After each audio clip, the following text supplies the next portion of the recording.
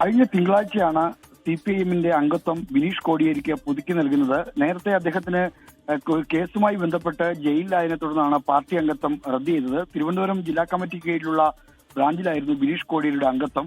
ആ അംഗത്വമാണ് പിന്നീട് റദ്ദാക്കപ്പെട്ടത്.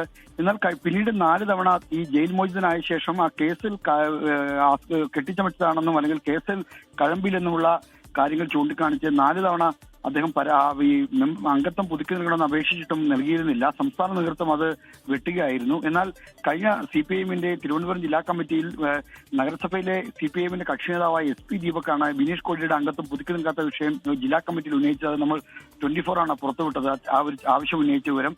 പിന്നീട് അതൊരു ചർച്ചയാവുകയും അപ്പോഴാണ് CPIM-ന്റെ പൊളിറ്റ് ബ്യൂറോ അംഗവും പ്രതിപക്ഷ നേതാവുമായ പിണറായി വിജയൻ ഇടപെട്ടത്. കഴിഞ്ഞ ഞായറാഴ്ച തന്നെ MV ഗോവിന്ദന് നിർദ്ദേശം നൽകുകയായിരുന്നു പിണറായി വിജയൻ. അങ്ങനെയാണ് തിങ്കളാഴ്ച അംഗത്വം നൽകിയത്. എന്നാൽ ഇപ്പോൾ ഈ അംഗത്വം നൽകിയത് ED വിരുദ്ധ സമരത്തിൽ ബിനീഷ് കോടിയേരി സജീവമായി പങ്കെടുത്തതിന്റെ പ്രത്യുപകാരമാണ് എന്ന തരത്തിലുള്ള ചില വ്യാഖ്യാനങ്ങളൊക്കെ വരുന്നുണ്ട്. എന്നാൽ അത് തീർത്തും വസ്തുതാവിരുദ്ധമാണ്. തിങ്കളാഴ്ച തന്നെ അദ്ദേഹത്തിന് അംഗത്വം പുതുക്കി നൽകി. അതിനുശേഷമാണ് അദ്ദേഹം ഈ പാർട്ടിയുടെ പരിപാടികളിലും മറ്റും പങ്കെടുത്തത്.